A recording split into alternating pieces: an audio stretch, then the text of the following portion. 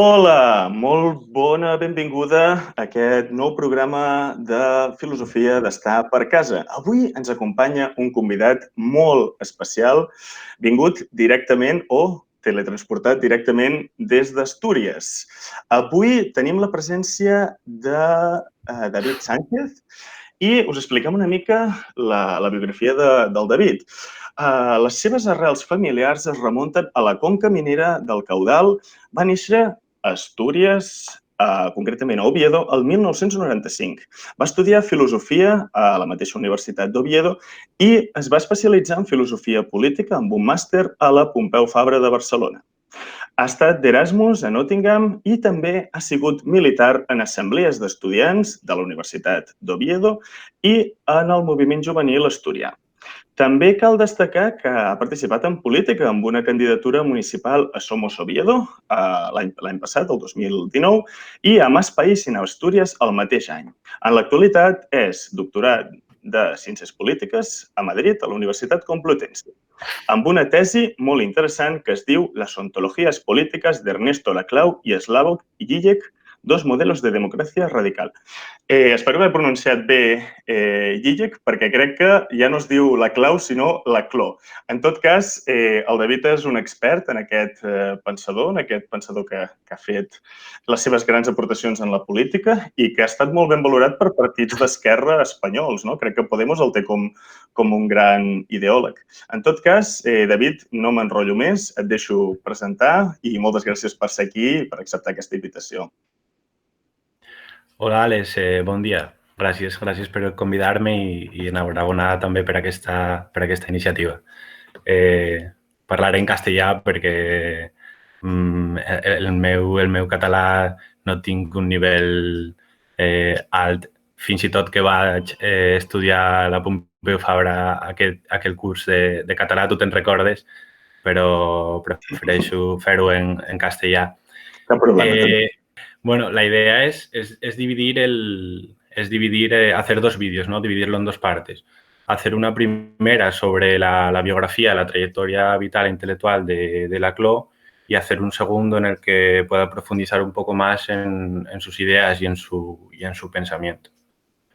Empiezo entonces con la biografía. Laclau nace en el año 1935 en Buenos Aires, en Argentina, y muere, curiosamente, en el año 2014 en España, en Sevilla, donde había sido invitado a dar una conferencia.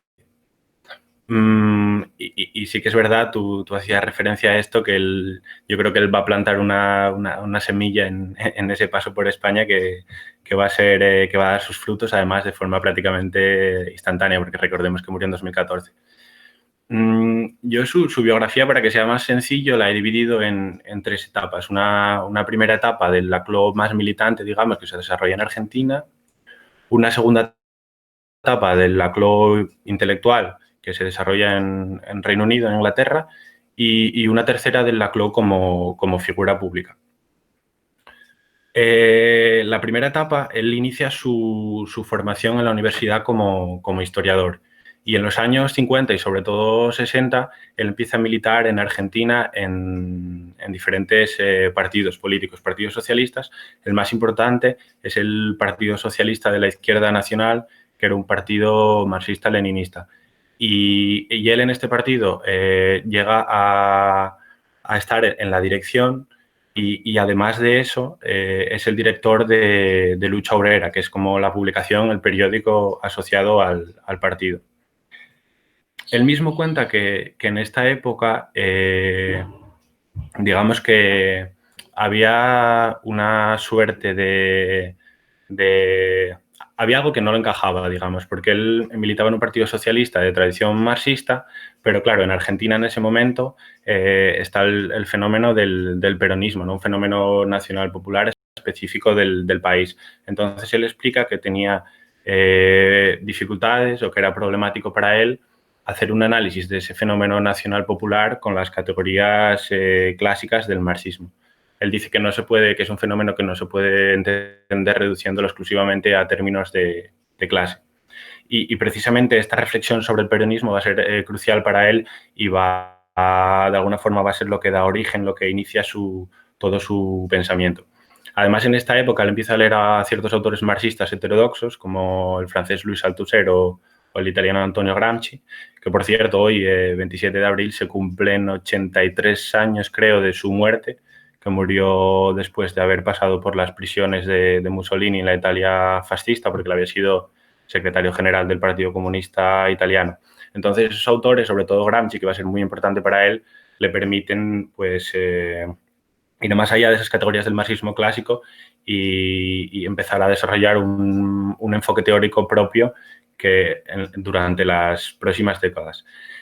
El cambio hacia la segunda etapa de su vida, la que yo llamo como la de Laclau más intelectual, se produce en el año 69, porque a él le dan una beca para estudiar en la Universidad de Oxford, en Reino Unido. Y, de hecho, el que le invita es Erich Hobsbawm, el historiador marxista, que es uno de los historiadores más importantes del siglo XX.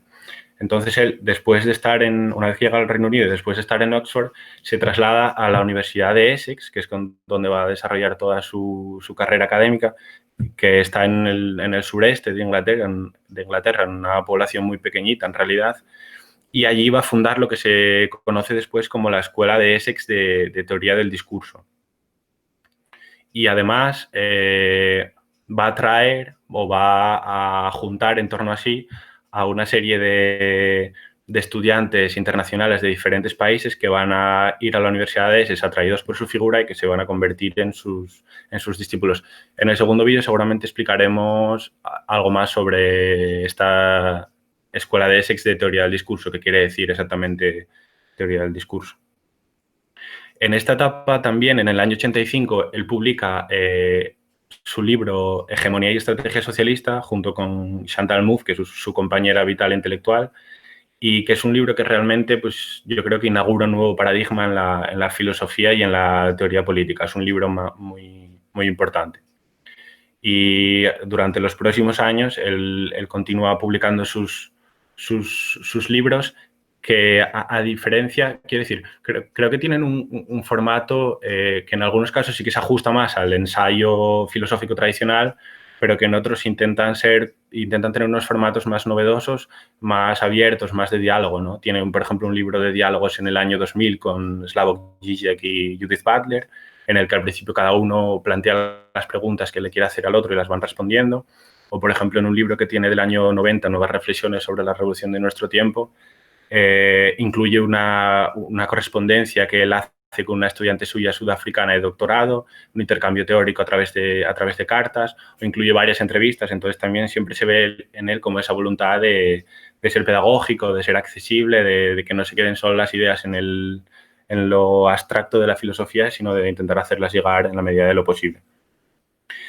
Y por último, digamos que hay una tercera etapa, que es la que yo llamo de Laclau de figura pública, que se inicia en el año 2005 con la publicación de La razón populista, que es su libro más famoso y el que realmente de alguna forma le lanza a la fama. Porque además la publicación de ese libro, de La razón populista, coincide con la llegada al poder en Latinoamérica de una serie de gobiernos progresistas o nacionalpopulares, de Chávez en Venezuela, Evo Morales en Bolivia, Néstor Kirchner en Argentina, Lula en Brasil, Rafael Correa en Ecuador, etc.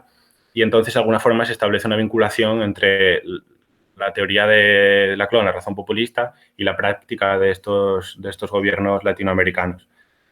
Claro, él, como era argentino, se le llegó incluso a etiquetar, ¿no?, como el ideólogo del kirchnerismo, de los gobiernos primero de Néstor y luego de Cristina en Argentina, lo que seguramente sea muy exagerado, porque al final también, bueno, nosotros nos gusta pensar que somos muy influyentes los filósofos, pero la capacidad que tenemos para que nuestras ideas permeen en la realidad política es bastante limitada al final. Pero sí que es verdad, es curioso como anécdota también que hay una entrevista relativamente reciente entre Cristina Kirchner, que era la presidenta argentina y ahora es la vicepresidenta, y Rafael Correa, el expresidente de Ecuador, en la que ellos dos hablan de Laclau, hablan de las ideas de Laclau, de la razón populista y de su teoría. O sea que algo de influencia sí que realmente había. Pero Ernesto Laclau, ¿no?, que creo que es tu filósofo y politólogo preferido, o al menos así se decía. Y también en esta etapa, recordemos que él muere en el año 2014, y 3 años antes, en 2011, hace 2 iniciativas.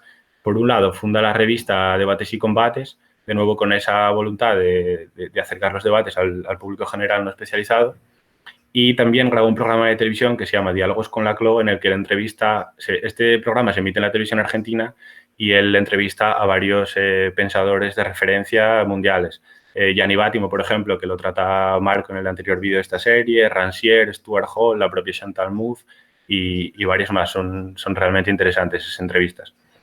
Entonces, hasta aquí sería un poco la biografía de Laclau y para acabar me gustaría leer una cita, porque aunque yo diferencie entre una etapa militante y otra como intelectual, realmente estas dos facetas o aspectos van siempre juntos en su trayectoria.